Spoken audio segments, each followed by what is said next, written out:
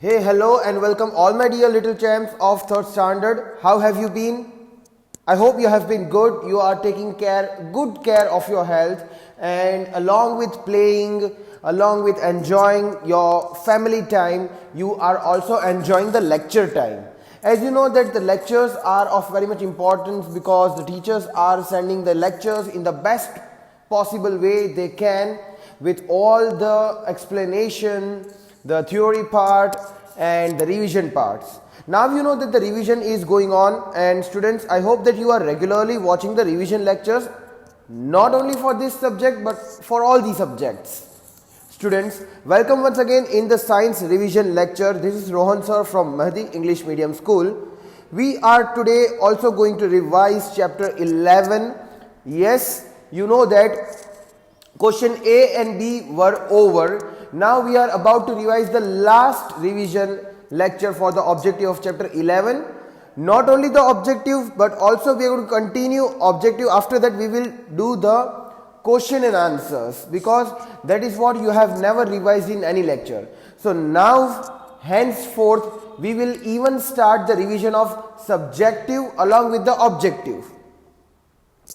The question may arise in your mind that, sir, we know how to solve the objectives, you give us the time to write the answer, but how is it possible in question and answers? We need more time in writing the answers for question and answer. Students, very easy. You yourself don't have to write the answer for question and answers. Question and answers will be displayed here. I will read question, I will explain you the question, I will be reading the answer and explaining you the same. In that much time, you will have to write just the answer, not the question. Isn't that very interesting? So this is even the golden opportunity for those who have not watched the question and answer lectures previously because of some or the other reason. So now let's get started. Here just please make sure that you write all the answers very precisely with the answer numbers. It is mandatory to write the answer, and please take care of your handwriting. I am not saying that your handwriting should be like diamonds. It should be at least readable properly. So I hope that you are sitting with your books now. Please give the heading Revision Lecture Part 3. Revision Lecture Part 3. And then below that you can write chapter 11. Now if you are continuously writing in the same book, then you don't have to mention that, because you might be knowing that on which date have you done which work. So just give the proper heading. Don't forget to write today's date, either on the left hand side or on the right hand side top corner of the page. Okay, so let's get started now with the remaining revision part from the textual exercise, and then we will move on towards the question and answers. Okay people, so if you remember in the previous lecture we solved question D, right? So question A, B, C, D from the main question 1 is already solved. Now we will move towards the main question 2, very short type questions. So here this is going to be really very interesting, because you know that yes, if you say answer in one word, our answer should be same. But if you say give example, give 2 examples, you might write another 2 examples, I may have got another 2 examples. Answers may vary from student to student here. But I'll give you the idea about overall answer, how it should be. First, let us concentrate on question A. Give one word for the following. Here, you know what do you have to do? You have to write one word after reading the statement. You have to recognize, identify what actually this statement is about. So I hope that you people are now ready with the heading. In the first line, please write question A, give one word. Just write this much, give one word, question A. Okay, I suppose now you should be ready. Let's get started. Let us solve all these 5 questions. You know my format. Once you solve all the 5 questions, I write the answer for all the 5 together. That is the time when you can check your answers, whatever you have written. So let's get started. Number 1. Objects that do not give off light. That do not give off the light. What are those kinds of objects called? Try to think about the answer. Your time starts now. 5, 4, 3, 2, 1 and 0. I suppose you should have written the answer because this is not so hard question, and yes, if you have revised the explanation video lecture, you could have got the answer within the fractions of seconds. Let's move towards the next question. Number 2. A dark patch that is formed on the ground when an object blocks the path of the light. So say for an example, if you are standing just in front of the light, you block the rays, the light rays which are going straight. So when you block those rays, light rays, what happens behind you on the opposite side of the light? Try to think. I give you the hint. Your time starts now. 5, 4, 3, 2, 1 and 0. Okay, I suppose you should have written the answer. Moving on towards the next question, number 3. Loud and unpleasant sound. Very loud and unpleasant. Unpleasant means the sound which you do not like to listen to. You feel it's irritating. That's called unpleasant for you, right? Find it out. Your time starts now. 5, 4, 3, 2, 1 and 0. Okay, time to move towards the next question. Number 4. A push or pull. A push or a pull. Okay. This seems to be pretty easy. A push or a pull. Try to think. Your time starts now. 5, 4, 3, 2, 1 and 0. Okay. Now is the time for you to solve the last question for question A. That's number 5. Question is a type of force that slows down movement. That slows down the movement. What kind of force slows down the movement? Think about it. Your time starts now. 5, 4, 3, 2, 1 and 0.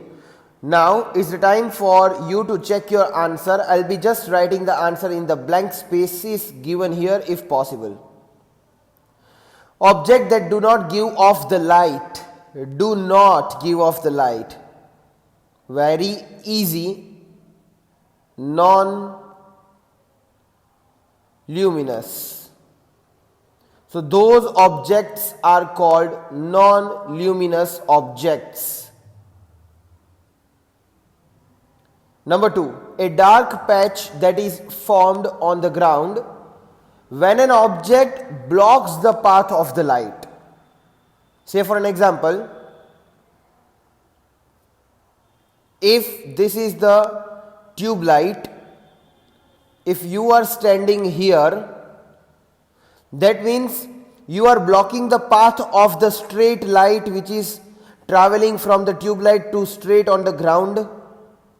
So when you are blocking the path, that means your shadow will be formed here on the opposite side of the light.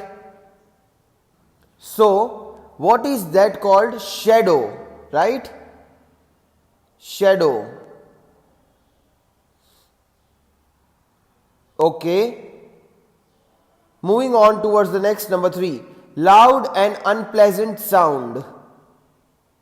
What is that? If you do not like the loud sound, it's irritating. What is that called? It is called noise. When someone is continuously honking, you say, stop this noise pollution, it's too irritating. So yes, human beings are not only polluting the environment by, by dirtying the water or anything else, but they are even polluting the overall environment by making unnecessary noise. Actually, the noise means unnecessary sound itself. Next, a push or a pull. A push or a pull. Simple, the answer is force.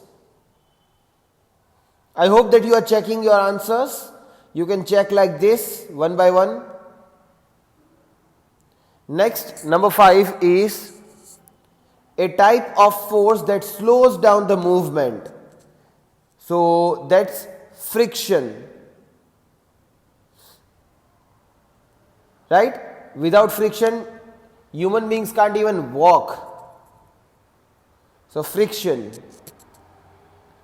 Now, moving on towards the next question, give 2 examples for the following.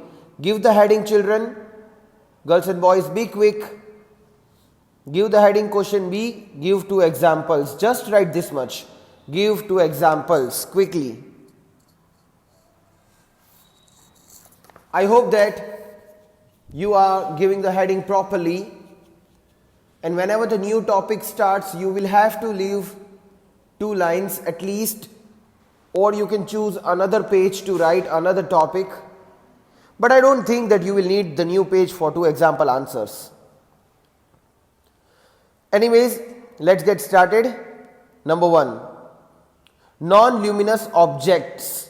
You have to write any 2 examples of non-luminous objects. Your time starts now. 5, 4, 3, 2, 1 and 0. Okay, I'll be giving you the answers once you finish writing all the answers 1 to 5. Number 2, pleasant sounds, or you can say pleasant sounds. Give 2 example of pleasant sounds. Your time starts now. 5, 4, 3, 2, 1 and 0. Moving on towards number 3, unpleasant sounds. Start writing. Your time starts now. 5, 4, 3, 2, 1 and 0. Okay. Number 4, effects of force. So what happens when you apply the force on something? You have to write any 2 changes, any 2 effects. Your time starts now. 5, 4, 3, 2, 1 and 0. Now the last question for the textual exercise. Objects that make sound. Okay, this is easy. Objects that make sound. Come on, children, your time starts now. 5, 4, 3, 2, 1 and 0. Let's check. Non-luminous objects means what? The objects that do not give off the light, that do not have the light of its own. I can say bottle, I can say our satellite moon, which does not has its own light, which reflects the light of sun. Bottle also cannot have the light, right? It is not a bulb or a sun. Pleasant sounds, the sounds which you like to listen to. First I will say chirping of birds. Birds chirping, yeah, that's beautiful natural sound. What else can you say? The sound of waterfall is also very, very pleasant. So waterfall will be my next answer. Okay, I suppose you should have written 2 examples of your own. If you have, then you can send your answers to me, I'll check it. Number 3, unpleasant sound. First unpleasant sound which irritates you while you are sleeping, honking. People blow the horn from the vehicles. Oh, it's too irritating. Second, I'll say shouting. It could be any kind of shouting, crying baby or angry baby. Small babies have the habit of shouting and crying, so that's unpleasant. Next is effect of force. What happens? Changes size, or you can say changes shape of something. So changes shape, and then you can even say it stops moving object.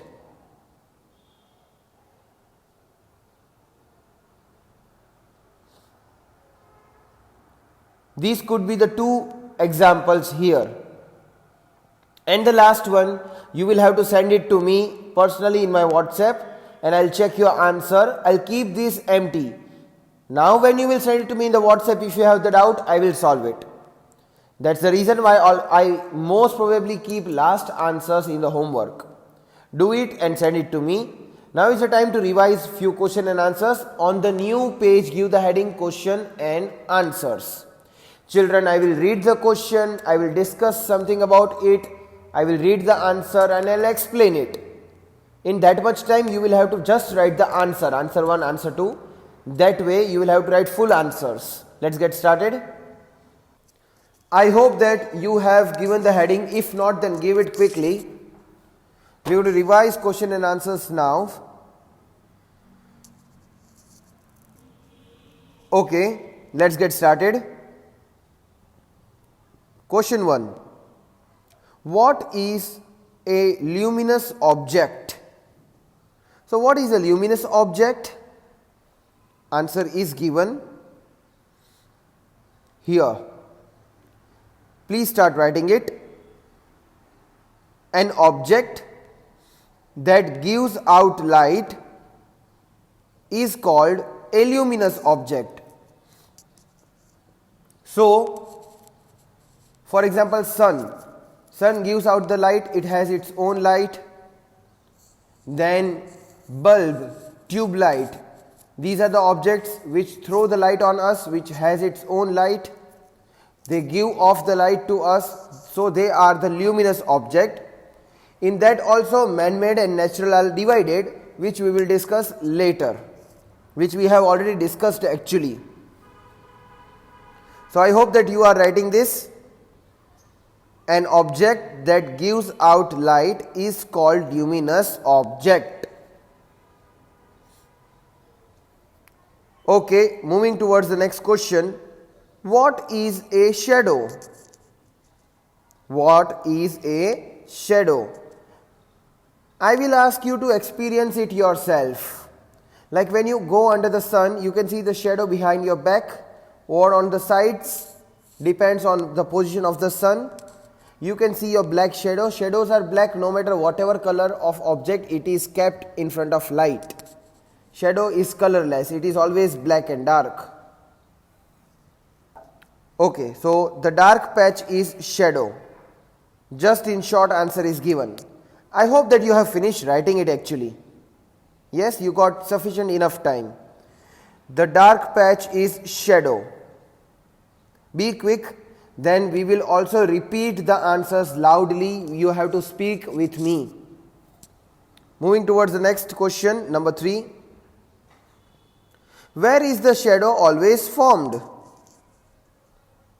Where is the shadow always formed?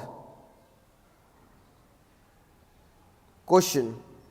Answer is, shadow is always formed on the opposite side of light.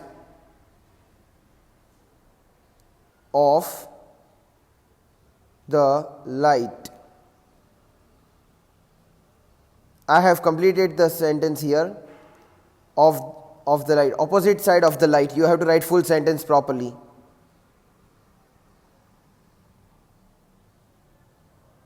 I hope students you are writing the answer. Opposite side of the light. So shadow is always formed on the opposite side of the light. Yes, I suppose you should be writing. Okay, now is the time to move towards the next question, number 4. Question is, what is force called? What is force called? A push or a pull is called force. Very easy. Just now you got this in the objective part. A push or a pull is called force. I hope you are writing the answer properly. Like I said, then we have to repeat this. Okay, and the last one, what is friction? Please write this quickly. This is a bit lengthier compared to the other answers, otherwise it is very short. The force that slows down the movement is called friction. The force that slows down the speed, the movement, is called friction.